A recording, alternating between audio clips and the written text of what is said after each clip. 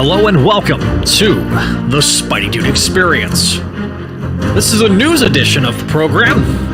I'm Zach Joyner, your friendly neighborhood webmaster and host of the program, webmaster of Spideydude.com, executive producer of the Spideydude Radio Network. Before we get started, we got to thank our patrons at patreon.com/Spideydude Network. Patrons such as Vinkman, Scott, Venetian, Kale, Georgia, Jessica, Catherine, Cindy, Jurgen, and Greg. Thank you guys for your support of all of our shows here on the Spideydude Radio Network. That's right, I am Zach Joyner. Hello and welcome to the program. Change the background right quick. There we go. All right, so this is going to be a little different of an edition that we normally do. So normally in the past, we've done news topics at the beginning of episodes, but as we talked about a few weeks ago, we're trying to separate out and make things a little more segmented so that way there's more content and more, so we get more episodes out. And that way you guys can interact with us and we can talk about some serious things. Tonight we're going to be talking a lot about Hasbro because they've been in the news lately. We're going to talk about it a lot here on the program. We'll talk about their earnings call. We'll talk about Galactus. We'll talk about the current HasLab, what's been going on. We'll talk about some of the QC issues that have been going on with people's figures. This is not anything new, but it is going to be something that we'll definitely be doing. So we'll be doing a lot of these news episodes as separate editions to where if we're talking about latest things, but there is also, we're going to talk also about the Quantum Mania trailer that dropped a little bit Monday as of this recording. So if you're listening to the audio edition, welcome. If you're not watching us on YouTube, you should go to youtube.com/Spideydude Network. Now we'll have the handle at Spideydude Radio Network on YouTube. So that is an actual handle now. But tonight, not going to have the normal crew, but I do have an old friend, a guest star. Well, he's a guest star. He's part of the crew. He is Greg Mashansky, the host of Voices from the Eerie and Spectacular Radio. Hello, Greg. Hey, sorry my webcam isn't working, although that might be a blessing depending on your opinions. But we have a brand new episode of Voices dropping this Friday. If you're listening to the audio edition, it's already out. But if you want to get it early, you'll be getting it up on Patreon, I think. It should already be up on the Patreon, right? Did we do that? I know we did that with Eye of the Beholder. Unless we neglected to, in which case I'm sorry, that's on me. Okay. Well, if it's not going up on Friday. Yeah, it is going to be live on Friday. The episodes will be the next audio editions are going to be dropping this weekend as well. I'm going to be talking a lot about a couple of interviews I'm going to be doing probably in the next month or so. So, all right, let's first talk. You got your Galactus. You can't physically show us, but tell us, what do you think of the of this HasLab Galactus? I love it. I think it's big, obviously. It's got a lot of presence to it. Mine came in one piece. I've got no QC issues. And again, I haven't stuck a battery into his head yet, and I'm probably not going to, so I don't know about that, but I'm really happy with it. He stands perfectly fine. His foot is fine, and the sculpt on the thing is just beautiful. I see where the money went when I look at him. He's just fantastic, pun intended. The textures on him, they really went all out. You can tell this one was a labor of love. Yeah, this is the second HasLab. There have been two. The first one was the Sentinel for Marvel Legends, and this one is now the second one. This one was $400, right? US dollars. But I think so. Yes, a little bit more maybe with tax and with shipping. Yeah, my shipping is free. I'm a Pulse member. Yeah, so pretty expensive figure, but it is, pretty much universally, this one has been praised. Both that and the Sentinel have been very well received. I can't say as much about the current HasLab. Now, we talked about the fact that it was going to be a Ghost Rider related HasLab, the Robbie Reyes car, the spirit, this Spirit of Vengeance vehicle. We've talked about, I think we've talked about the fact that Mephisto and Goblin Queen are the tiers, but this has been an absolute train wreck. Of a HasLab. Now, this, yeah, I'm just talking about Marvel, Vinkman. So, okay. They priced this thing at $350. And that's the problem. Here's my thing about these HasLabs, because I know I can already see the comments coming. And my perspective is that of a former merchandiser that used to do merchandising. So a HasLab is good question. Matt Auger asks, what exactly is a HasLab? HasLab is a Hasbro crowdfunded campaign. So what they do is they do these. In fact, I'll go on to the website here in just a second, and I'll show you guys what this is all about. Oh, my fingers can work. So, all right. So, all right. So, okay. These projects are designed to be put out for. There we go. Got the window up. All right. So, made to order. Yeah, they're made to order. StreamYard. I'm trying to get the I don't have my extra monitor anymore, so it really makes things a lot harder. All right.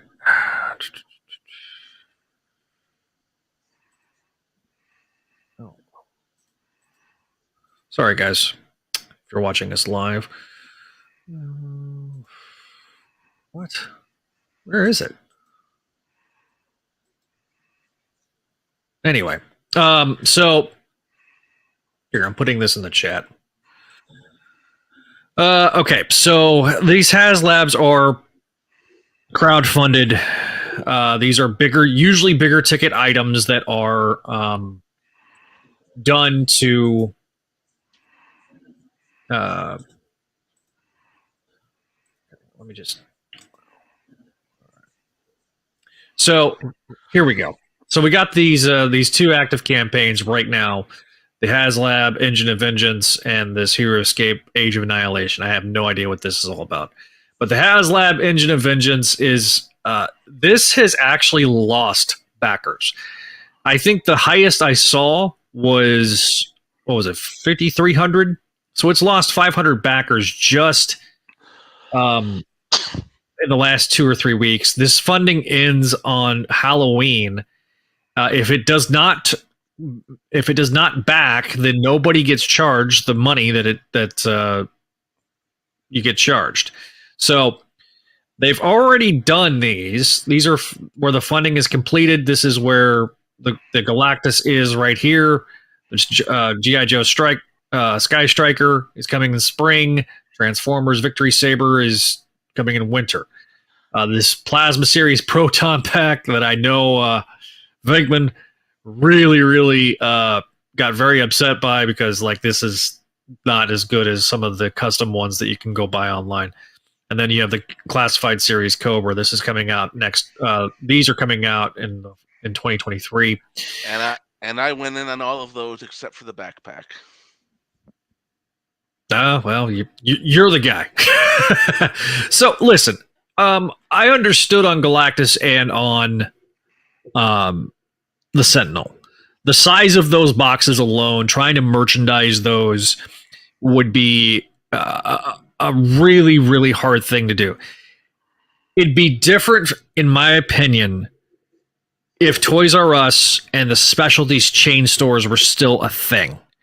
With Toys R Us no longer being a option, to me, these bigger ticket items like Galactus, like Sentinel, would have been, in my opinion, Toys R Us exclusives, because they would have had the retail space to display them. They would have had the ability to put them out. They would have had the ability to make them to order, because everybody knew the demand was there. I don't know if they really truly understood that there was a lot of people that were, paying a lot of money on the aftermarket for the old Toy Biz Build-A-Figures, to have these figures in their collection. So to me, Galactus always looked great. Sentinel always looked great, but when you look at what you're getting in terms of value, with Galactus, you had the Silver Surfer.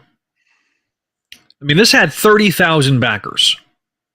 So this one was just ridiculous. And part of that, I think, also is like Big Bad Toy Shop and Entertainment Earth.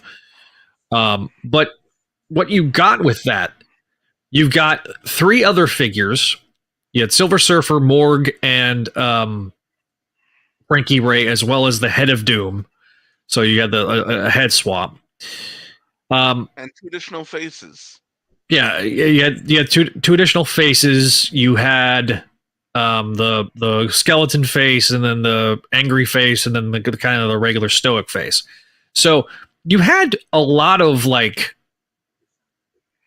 perceived value in the it was $3.99 in this figure. You don't have that with this other Robbie Reyes HasLab. One, Galactus and Sentinels are classic characters. Robbie Reyes is a new one. And I hate to say that a recency bias is there, but to me, in my opinion, the recency bias is part of the problem. It is where, with this, the perception of value is what really, I feel like, is driving the lack of enthusiasm for this. It's a nice looking car. It's cool. The concept is cool, but I just don't think that this thing was worth, and like you said, I don't think it was worth the $350 that they were trying to ask. It was a very big ask. I would have been okay. And Greg, answer me this question: if they had included the other 2 cycles and the other 2 Ghost Riders as additional tiers, would you've considered buying it? Yes, I would have. And but I would have bought this if it was 200. I mean, if you look at, say, Star Saber, that thing was 190 altogether. That's a transformer. That's 2 transformers. All the engineering that goes into it. It's going to be 12 inches tall altogether. Mhm. I see where it went, and yeah, I know Disney gets probably a pretty large cut of every sale on these, but $350 is just too much, even with 3 bonus figures. Only 2 we've seen, but maybe 200 is a little bit too much also, but I would have paid 200 for all of that. 350, it's just not worth that. And I'll say this: I called Galactus and the Sentinel and the others a labor of love. I'm sure this was a labor of love too. I think Dan, I think Dwight, I think Ryan, I think they're cool guys. I think they love what they do, and they make the best of what they can do with the budget allotted to them. And then the higher ups charged this ridiculous price for it, and I think they got cocky after the Cobra Hiss tank was such a runaway success for just a little bit less. And those 3 guys have to go out and sell this thing. And I've watched interviews. They're going through the motions. They're talking about inflation and prices and stuff. And I get what they're doing. They have to do it. I don't blame them. Because what do fans expect them to say? Yeah, the higher ups are totally ripping you guys off with this price. They're not going to say that. Well, I mean, yeah, I mean that's, and again, I think that if you still have a retail market that the specialty stores, people would have griped, but you would have still had the people that wanted this to go buy it. The problem that I feel like with this is that I just don't feel like there's enough perceived value. And I think due to the size of the previous 2 HasLabs, that helped justify the pricing. I think, in a lot of people's minds because of the sheer size and scope of what those were. And you just don't get that. Um, to me, the Madeline Pryor and the Mephisto, this is They not. look cool. They look great. This is not going to take. And I really hope that they consider putting that out as a HasLab. Or not as a HasLab, as a fan channel exclusive. Those as fan channel exclusives. Because those are what people wanted. The Goblin Queen thing was really kind of janky. A desperate attempt to get the X-Men fans in on this one. Yeah. Yeah. And it really was scream desperation because normally they announced first she would have been. Yeah, you know what it should have been? It should have been Lilith. Well, yeah, I mean that it should have been a lot of different things. But to me, Goblin Queen, it was a mistake. Particularly when you're going to be featuring this character in a major Marvel event this fall. The renders look great. The digital renders look fantastic, and the prototypes looked great, at New York Comic Con. But again, this is something that I just felt like with the perception of value not being there, people have not responded to it, and that's the reason that it's not going to probably take. If the only reason that it takes is that the fan channel retailers decided to place orders. That's the only reason that if this does back, that's the only reason. But I think that ship has sailed. But I also think that they are even seeing the fact that there's no demand and that people aren't going to be willing to pay a premium for this particular item. They're just not. And it's as sad as it is, it's not gonna get any better. So it's disappointing. It's gonna go the way of some of these other crowdfunding. And look, I get the issue. They're a multi-billion-dollar company, which leads me into the earnings call. Boy, howdy, this earnings call probably opened up a lot of eyes. So we're October is the beginning of the last quarter of the year. Many corporations divide up their they are required, if they're publicly traded companies, to report earnings every quarter. So the second quarter earnings call occurred in July. The revenues were up 1%. And I mean, this is a company with an operating profit of $219.1 million. These are a lot of big numbers. But they talked about, this is the second quarter. I need the third quarter earnings call. Let's do Q3. All right. That was the second quarter. So they had a good second quarter.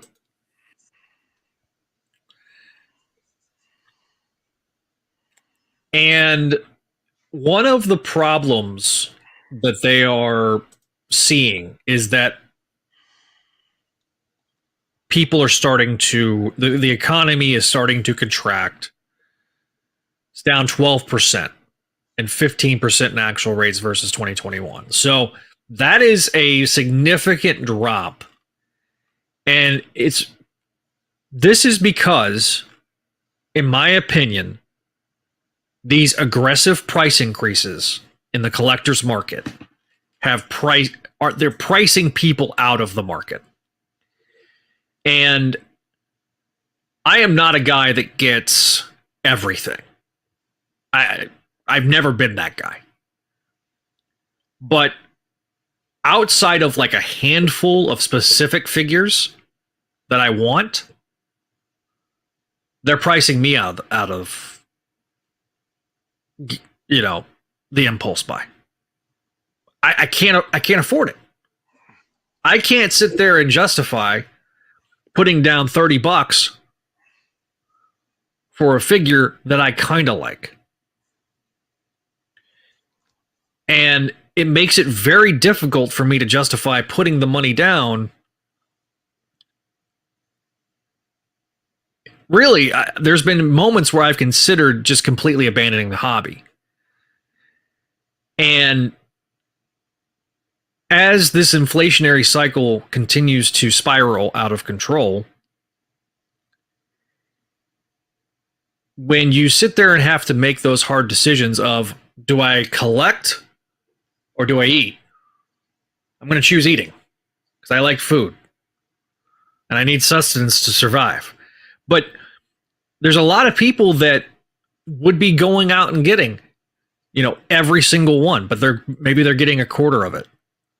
They're probably because a third of the money that they had set aside in their budget and their toy budget is being eat up by the inflation.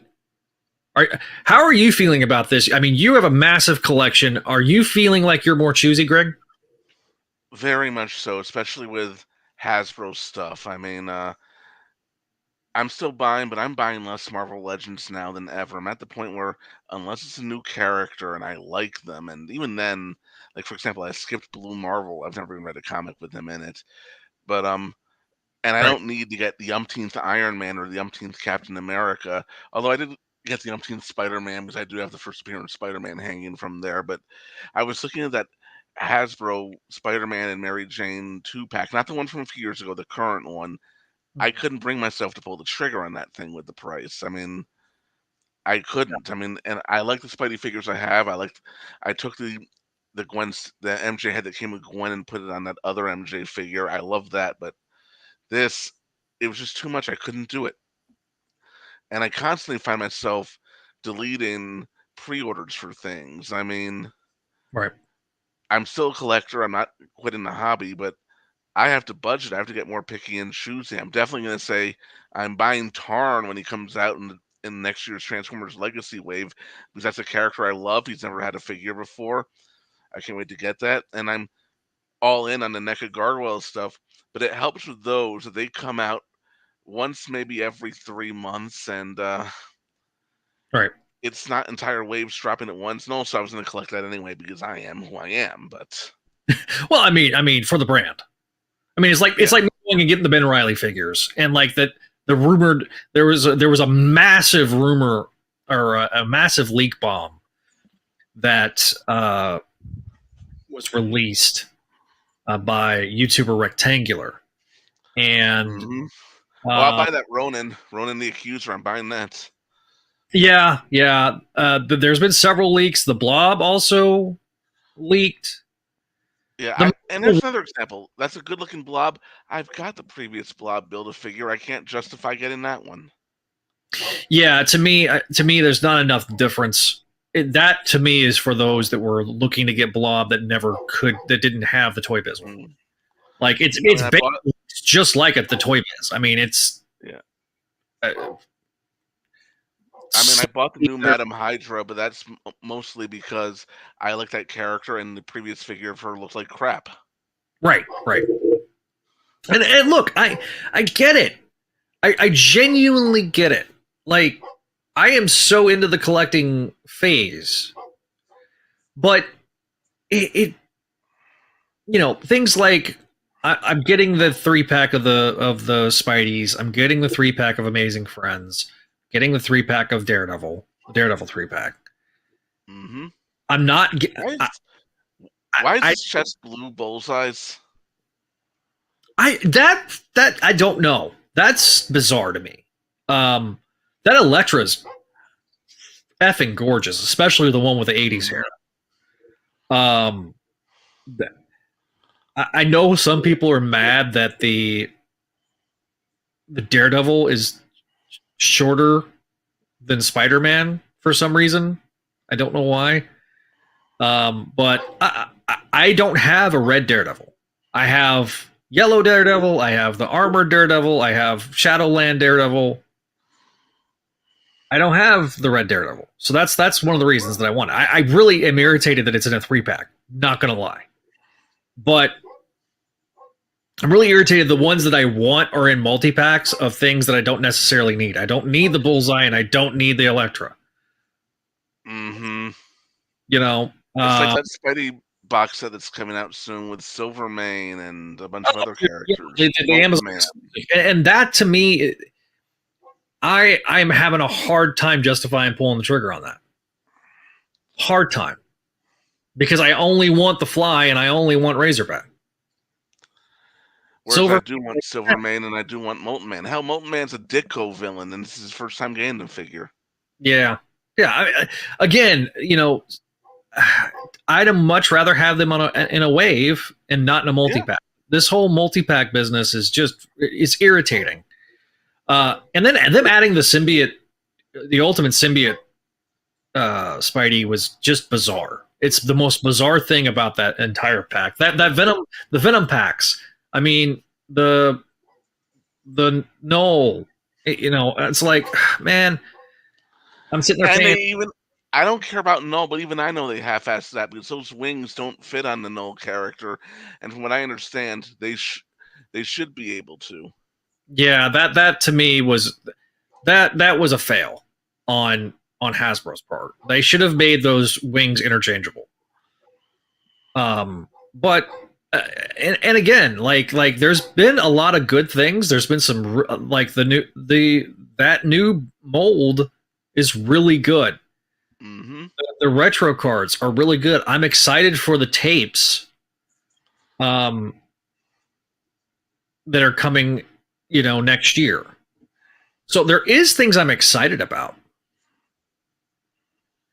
And Vinkman has a comment. He says, you kind of hit the nail on the head. When push comes to shove, Hasbro needs us more than we need them. And that's true. And right now, I think that the problem is that they're going to price people out of the market. And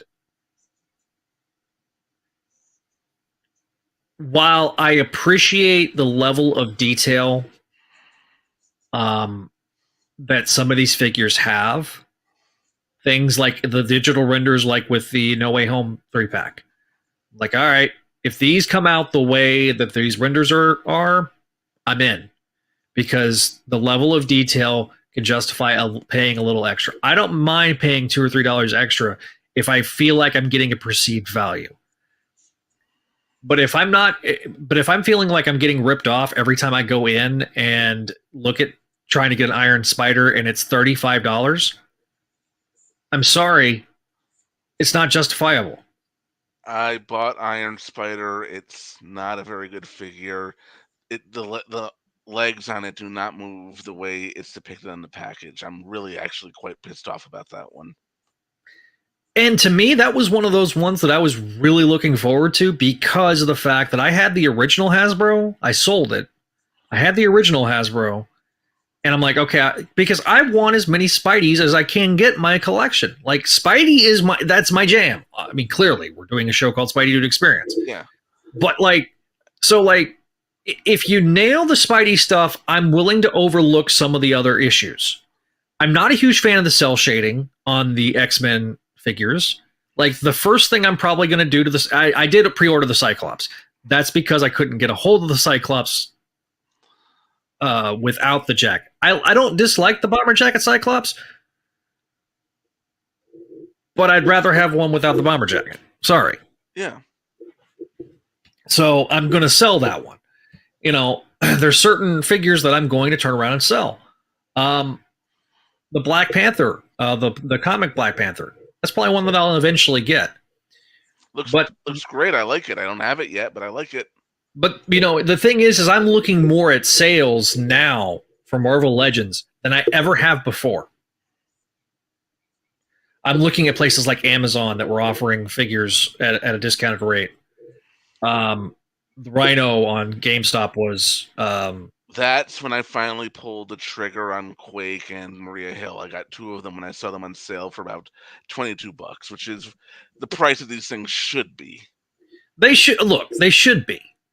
They don't need to be $30. They're not worth it. They're not worth it.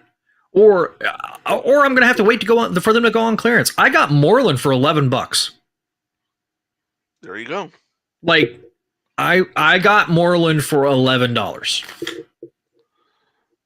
I'll probably end up getting the Rhino for like $30. So that to me again, value is there. If the value is there, I'm in. If there's no value to it, then I'm going to be really upset. Really upset. Honest, that lizard figure is probably overpriced, but I bought it because I liked it. So I guess, you know what? Maybe it wasn't overpriced. Maybe it was worth that to me in the moment, and I do not regret the. And look, I that is something that I wish I could see more. Mickman is that I miss cloth goods. I miss the fact that there's no cloth goods. But yeah, going back to the lizard, I mean, I bought that one too, because that is the way the lizard should have looked from the beginking. Yeah, not that Build-A-Figure. It looks like a dinosaur. I never liked that lizard. I felt like that never looked like that. And if it had a different head sculpt, I'd have probably been fine. But that head sculpt always irritated the hell out of me. I sold my Build-A-Figure immediately after I got the current one, and I sold it for $75 to a guy on Facebook. And I was looking at the prices of that thing on eBay. It was going for 120, 125. But I've noticed that they've been sitting there for a while and said, you know what? I want this thing out of my house. I'll take the $75 now. I'll go get my oil changed in my car, and then. Yeah, like again, you know, I want to get all the retro cards, but then they're going to be doing this plastic-free packaging, and this is the other thing that pisses me off, is that this whole plastic-free packaging is BS. It's anti-consumer. I know what they say it's about. It's not that. It's about saving money for themselves. Yeah, because they're look. If I thought for a moment it was more environmentally friendly, it's not. They just say it is. And you know me, I'm a bleeding heart lib. If I thought that, you know what, I'd be like, okay, fine, and I would justify it. It's bullshit. It's about them saving an extra few pennies on the dollar. It's anti-consumer. I'm sorry, it is, because Zach and I are agreeing on politics now. You know this means we're right. When you sit there, okay, when it comes to these types of figures, because they are mass produced, you're going to have issues with quality control. If I can't physically look at the figure and see that it's worth actually spending the now 30% more, it was just 2 years ago, these were $19.99, and then they went up to $21.99. And I think everybody was like, okay. Then they started doing $27.99. And they're like, what the hell? And in the last 18 months, they went from $21.99 to almost $30. Inflation is not that bad, guys. Plus, you're sitting there giving me a windowless packaging that I don't know what the quality of the figure is because I can't see it. Is if I open it up in the store, they're going to accuse me of stealing it.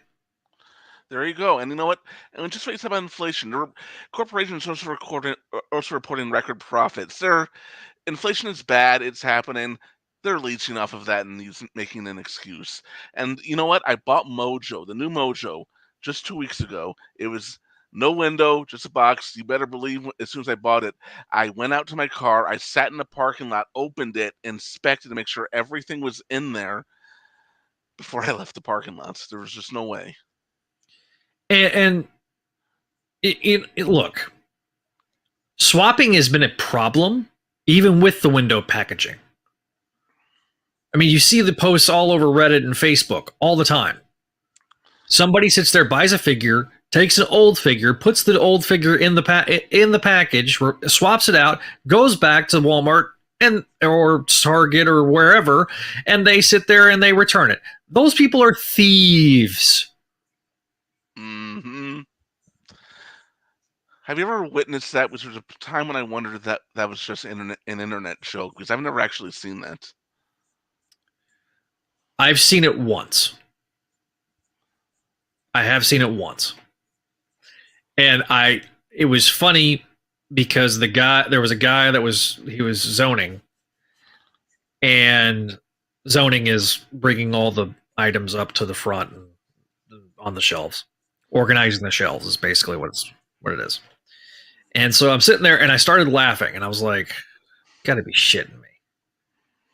And so the guy, was doing his job. He's like, can I help you, sir? And I'm like, well, y'all can go take a loss on this. And they're like, what do you mean? And I was like, y'all got stole from. And it was like a, oh God, what was it?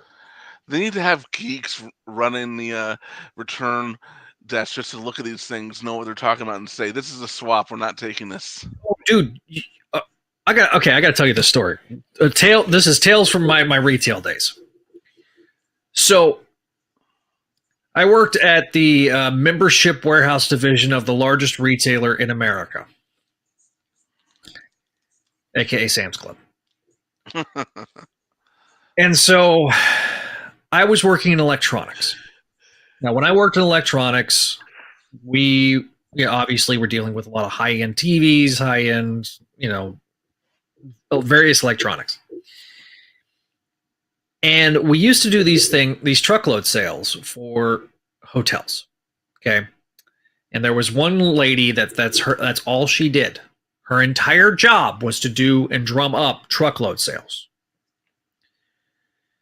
So we have this hotel owner who comes in and tries to return a TV. It was my day off. Nobody checked the TV. They swapped the TV out. Now, the thing about these truckload TVs was these were not off the shelf. There was a specific catalog of TVs that this guy got this TV from. Nobody noticed two things. One, it was a CRT TV, not a flat panel. So they swapped a flat panel for a CRT. Wow. Oh, it gets better. So Monday morning, because we had a rotating weekend off. We had 5 guys that worked in our department. 3 of us were full time, and we had 2 part timers. The 3 full time guys, we'd have a weekend off every 3 weeks. So it was my weekend off. I come back in Monday morning. The guy in claims calls me on the radio and says, "I need you back here like now." He's like, "Go open that box and look inside." So it's TV. He said, "Try to lift the TV out of it." I go to lift the TV out. It's just the shell of the TV. The TV had been thrown out a hotel window and then turned around, and they put a piece of a mirror to replicate the screen. This dude straight up stole us like an $800 television because some college frat house got raucous with the freaking hotel.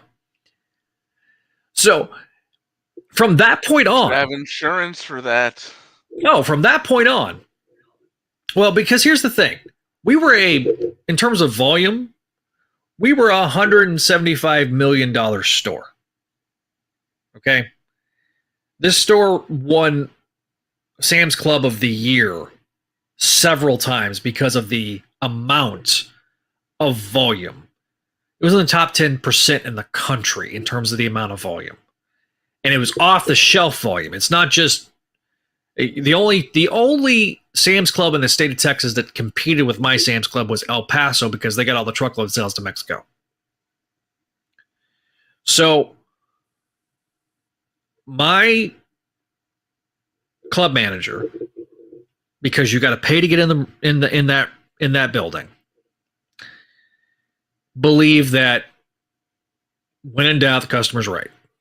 Take care of the member. So But you would also have people during Super Bowl season. The new TV models would come out in January.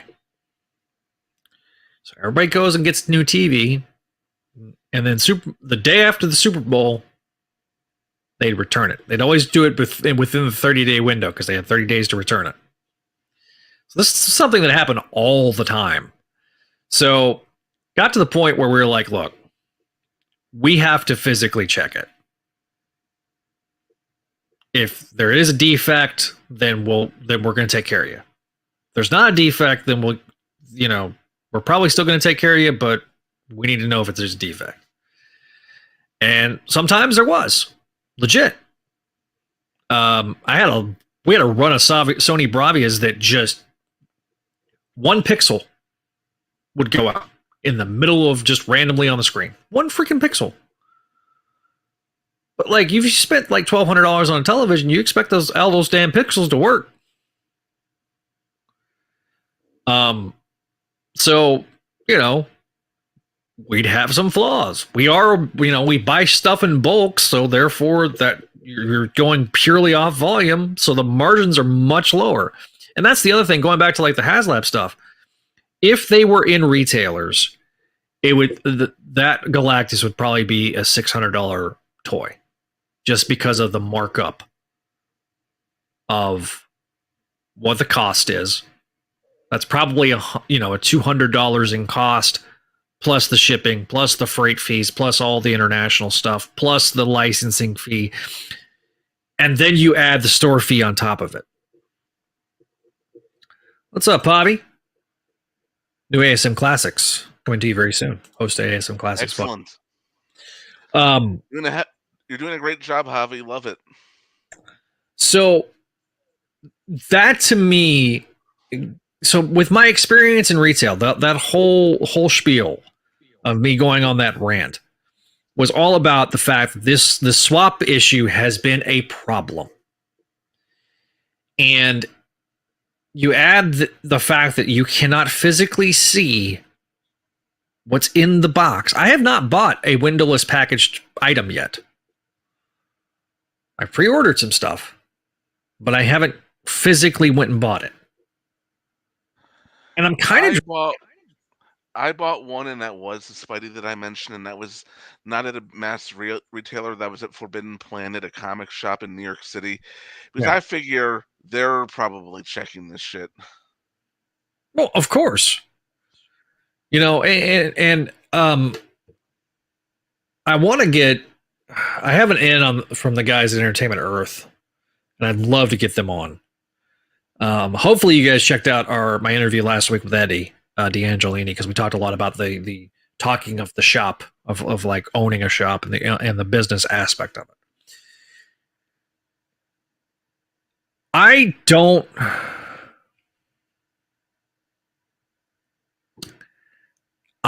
know how Hasbro is going to be able to continue doing what they're doing.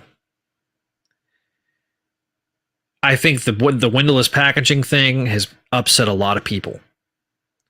When it was a gimmick, like the videotape box thing with the X-Men, okay, it's part of the gimmick. Perceived value versus not perceived value. If you're an inbox collector, you want to display those items, and you've basically killed the inbox collecting market, because people don't want to sit there and display a box of a figure, of a render of a figure that may or may not actually be the actual figure. Because, for example, the Mystique X-Men animated series version, the renders had double joints. Reality was they were single jointed. How pissed off would you be? Another thing, the Mojo thing is a great example. They did that whole 3-pack, that whole big push to do that 3-pack, and then they released Mojo by himself before people even got the other one. That's absurd. Now, I get part of it was supply chain issues. I understand that. But if I'm somebody that ordered that 3-pack, I'm pretty upset that I can go down and go get Mojo, who looks a little more jaundiced. I think the colors are a little different, but still, like, really? Vakeman said, "Be glad you're not a Super 7 Ultimates collector. They want $55 for the Thundercats Ultimates, and they all sorts of QC problems, inaccurate colors that are not as articulate as they should be." You know, I've looked at Super 7 Power Rangers stuff, but I never broke down and got it. So I'm kind of glad that I never did. I have one Super 7, the Mumra, the big one, the Ever Living, and thankfully I had no QC issues with that one. It's actually a really beautiful figure, but I've been hearing all sorts of things about the rest. Sound off in the comments, guys. What do you think about what we've been talking about? Be sure to hit that like, share, and subscribe button. Let people know that we are live on Wednesday nights here on youtube.com/Spideydude Network. I'll let you guys start asking some questions. So this is where you can ask me and Greg anything. It's kind of scary, but you can ask me and Greg anything. All right. I do want to talk about some future. 16 years old, alcohol was not involved.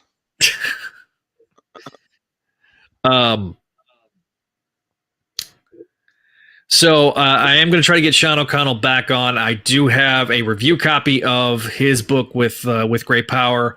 I started reading it Wednesday. No, Wednesday. Today's Wednesday. I started reading it Monday. Didn't get a chance. I'm going to probably try to plow through it, most of it this weekend. So I'm going to try to have Sean back on in November. I'm also going to have Matthew Harmark. Where's that book? I know I have. Oh, right here. Excuse me, Matthew Manning. I don't know where I got Harmach from. He's one of the subscribers on our channel. It's a history and celebration of the web slinger decade by decade. It's a coffee table book. This is available now. A really nice book. Got really great colors. It even and it's pretty current. It actually talks about Kindred in here. So it goes through. Talks about Spidey through the decades. Got some original comic art in here. It's a pretty cool book. I'm considering that one. It's a nice one. Got some great detailing. Like here's the from those infamous covers, live action covers. I mean, it talks about Spidey, pop culturally, which is really, really cool. Nice. So I really, this definitely looked like a labor of love. And it's got a, it's got an introduction by Peter David. Is it Peter David that does the introduction? Yeah, Peter David does the introduction. So it's good. There's a ton. Robert Greenberger did was the original authors. Matthew Manning. Also, he's done several books. He's done the Batman: A Visual History. He's done a ton of these books. So we're going to talk to. I'm going to try to get him on the show. Now that I did get a hold of this book. So this is available, and this will be available on Amazon as well. So I'm going to try to get a hold of that book. I mean, it looks fantastic, and I've loved the Marvel coffee table books I do have. I've got Marvelocity, the Alex Ross stuff. I've got the Art of the Silver Age by Arlen Schumer. Really great stuff. Now there is one error, and Javi has pointed this out to me. On the cover, it says 1961. It was 1962. But canceled. I'm kidding. Radiac says, "What's good, guys? What did we miss? We talked a lot about Hasbro, the HasLab, the failure of the HasLab. Greg talked a little bit about Galactus. So there, I don't think there's been any other Marvel Legends stuff. Did I talk about stuff from Hasbro PulseCon? I don't remember. I think we did. No, but to go back to the value, I pre-ordered one of those Serpentors from PulseCon, and it's about $70, but you're getting a lot of value for what you're getting there. He comes with a lot of weapons, a lot of additional pieces, an alternate headpiece, and he comes with a big air chariot that has articulated weapons and all sorts of things. I mean, that's worth $70. Of course, it also helps you don't have to pay the Disney tax. Right, right. Again, people are like, oh, what all Marvel Legends? I was gonna start getting into the MCU collecting and all that, but then like, I can't do it, man. Only comic figures for me. So, speaking of Spider-Man related books, either of you were the Peter finds Mary Jane script treatment John Simper released a few years back. Apparently, Amazon has some paperback copies.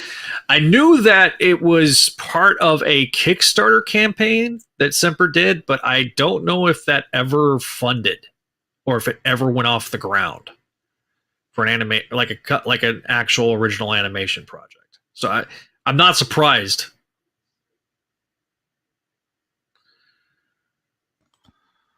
No, I wasn't aware. No, here's my thing about foreign figs. I am going to be super choosy when it comes to those. I have thanks to Javi, I have the Ben Riley Mayfex, and I have a knockoff Amazing Spider-Man Mayfex. They're great figures. The Ben Riley one, exceptional. The only one I've got that Amazing Spider-Man Mayfex, and I've pre-ordered the Magneto because all the Hasbro attempts at Magneto have been less than stellar. I like the Magneto from the 3-pack. It's their best one, but it left a lot to be desired. Well, things like cloth goods and things like that, I can understand. Like I've seen some. I think Can of Beams does, or some guys on Instagram do like the custom capes. And I'm like, okay, the one thing that I do see as a positive is that when they released when they re-released Beast, they actually gave him the lab coat, the soft goods lab coat, and I am down for that. Like, give me some more soft goods. Like, for example, talking about the foreign, we talked about that Scarlet Spider that they did the pre-orders for. I am down for that. Like, holy crap, I'm down for that. That thing looked gorgeous.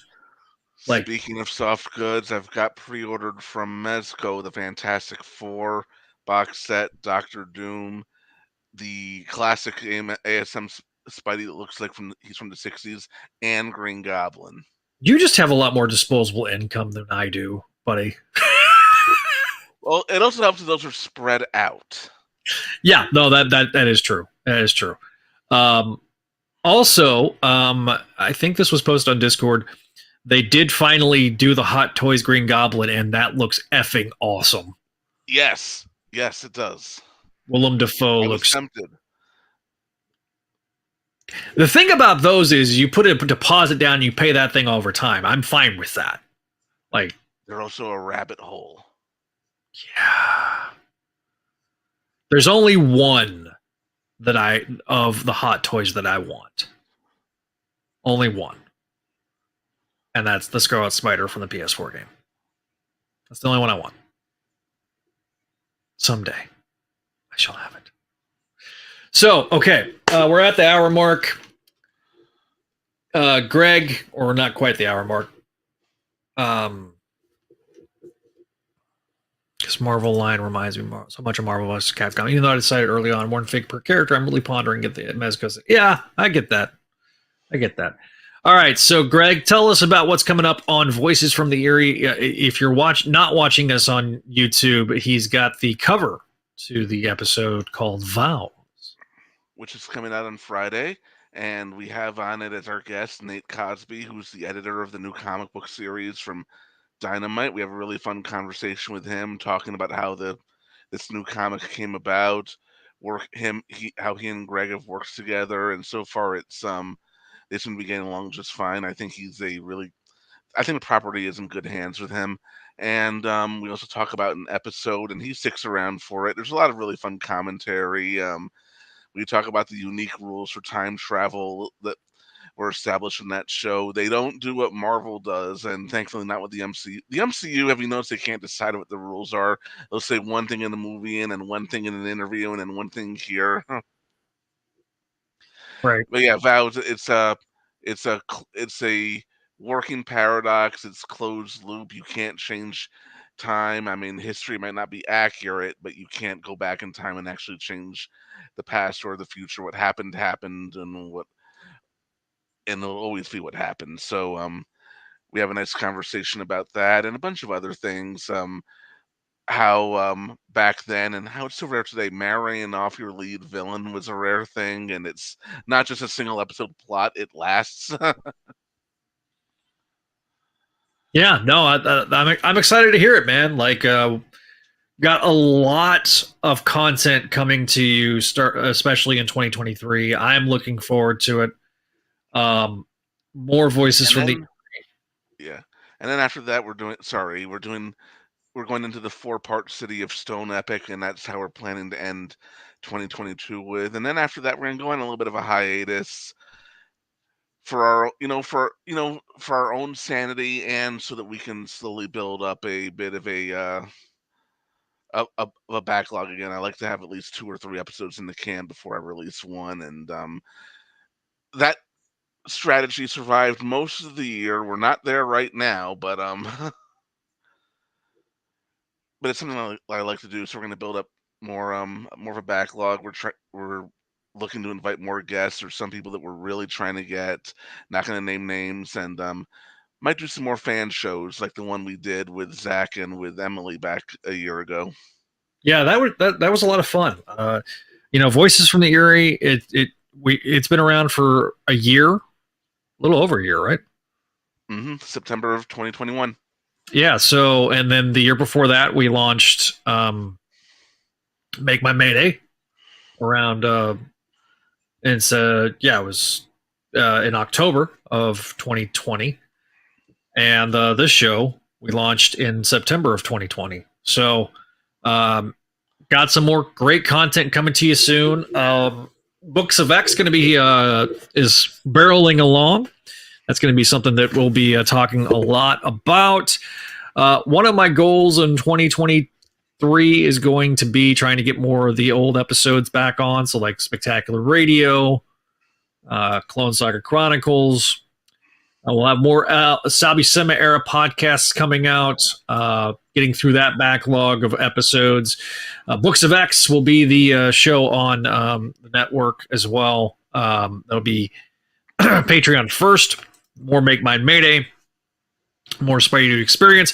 Let us know what you think about this one. This was a little different. Kind of different just being me and Greg, but I enjoyed it. We will do more of these newest episodes as more Spidey news comes out, and something that I guarantee will not be a thing on the show is I will not bring the funny just for bringing the funny. I'll bring the funny because it's something that actually is funny. I did do a stint on Walloping Web Snappers. Great show. Yeah, really fun show. Talking 67 Spidey. That was a lot of fun. Greg, tell us where they can find you on the socials as we begin to wrap this episode up. You can find Voices from the Erie at From Erie, FROMEYRIE. It's probably actually written there. I'm just not on my screen. So we can follow the podcast there. We are constantly updating it.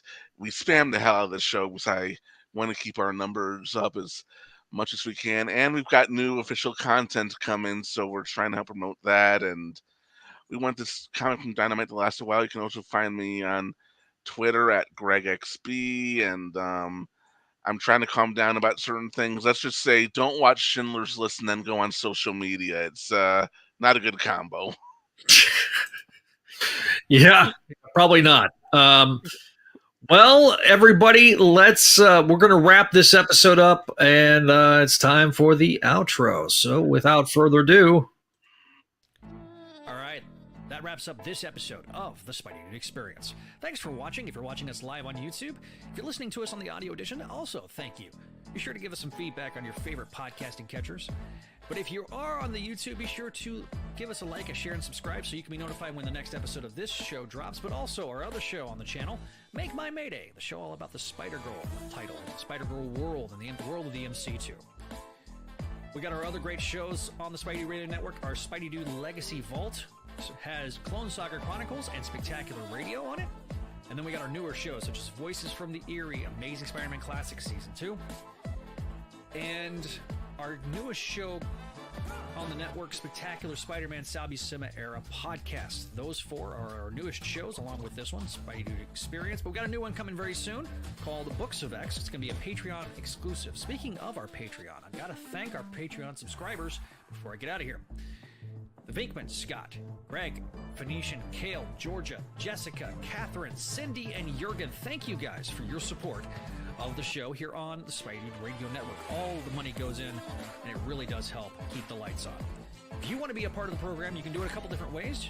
You can leave us some feedback on your favorite podcasting catchers, but you can also leave us an email, SpideyDudeRadioNetwork@gmail.com, as well as the voicemail line for all the shows here on the Spideydude Radio Network, 818-925-6631. Thanks for watching, thanks for listening, and we'll see you next time here on the Spideydude Radio Network.